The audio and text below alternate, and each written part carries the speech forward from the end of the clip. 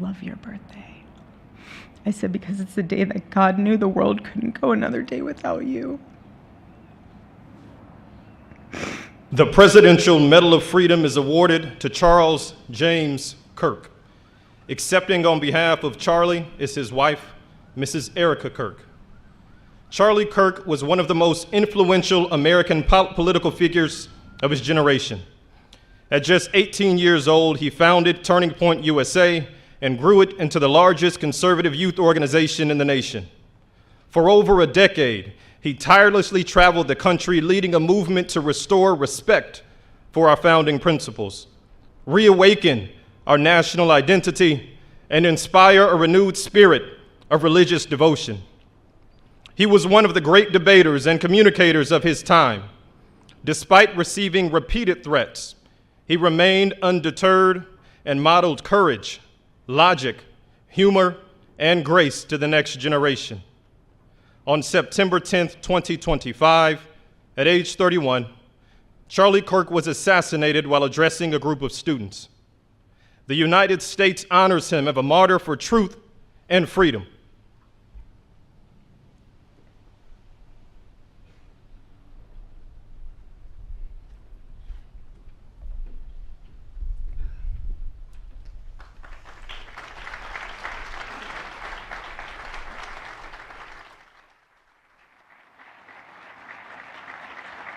Thank you, Mr. President, for honoring my husband in such a profound and meaningful way. And thank you for making this event a priority amid the peace process in the Middle East. Thank you. Very grateful. Charlie always admired your commitment to freedom, and that's something that both of you shared. So thank you. Your support of our family and the work that Charlie devoted his life to will be something I cherish forever, so thank you. To our gracious First Lady in her office for making this event possible, thank you as well. It's beautiful. To Vice President and the lovely Usha Vance, your friendship has been an unbelievable encouragement. Thank you. And to all our friends and family that are here and watching from all around the world, thank you for loving us. Thank you for praying for us and for believing in what Charlie believed in. And to our Turning Point USA staff and the Charlie Kirk Show staff, we love you more than you could ever know. And to the Turning Point USA chapters that are watching all across America right now, you are the heartbeat of this future and of this movement. Everything that Charlie built, you guys are the legacy holders of that. You are living proof that his mission did not die with him. It lives through you. And Charlie always said the next generation will decide whether freedom endures. And because of you, I know that freedom will endure. It will. And today we're gathered not only to celebrate Charlie's birthday, but to honor a truth that he gave his entire life to defend, and that's freedom. The very existence of the Presidential Medal of Freedom reminds us that the national interest of the United States has always been freedom. Our founders etched it into the preamble of our Constitution, and those words are not relics on parchment. They are a living covenant. The blessings of liberty are not man's invention, they are God's endowment. Charlie lived for those blessings, not as abstract words, but as sacred promises. He used to love to journal about this topic all the time, and with such a heart postured of gratitude. And he believed that liberty was both a right and a responsibility. And he used to say, freedom is the ability to do what is right without fear. And that's how he lived. He was free from fear. He was free from compromise free from anything that could enslave his soul. His name, Charles, literally means free man. And that's exactly who my husband was. He was a free man. And from the time I met him, sitting across from him, being interviewed on politics and philosophy and theology, anything that Charlie loved, any topic he loved,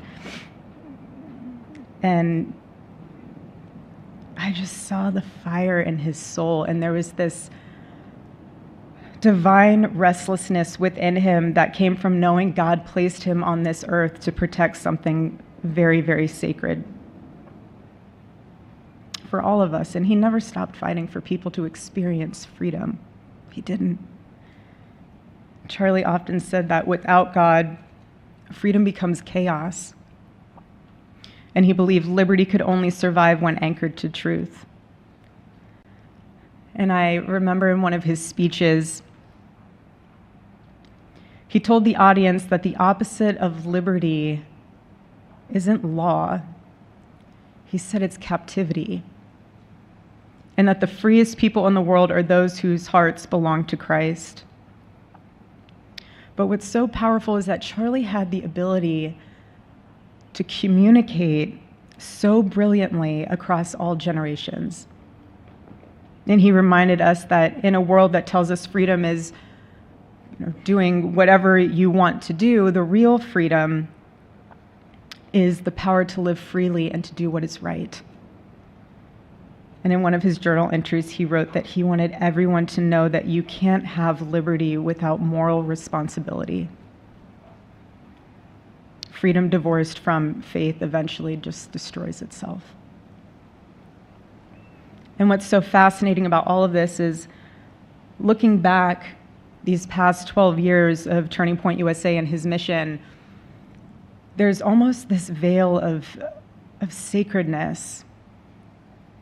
Because what I realize is that while he was building an organization, he was also building a movement. One that called people back to God, back to truth, and a movement that was filled with courage. And ironically, for a man who impacted millions, Charlie never desired to be the center of attention. He just wasn't. My husband was not a man of extravagance.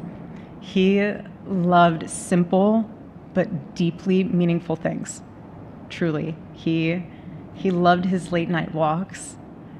He loved buying more books than he could ever read because he felt there was no such thing as a book budget.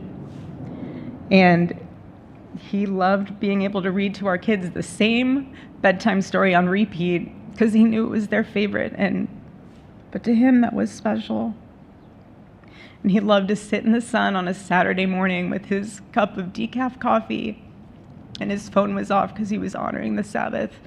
And for him, it was that moment to catch his breath and just be in peace because he was unreachable at the moment.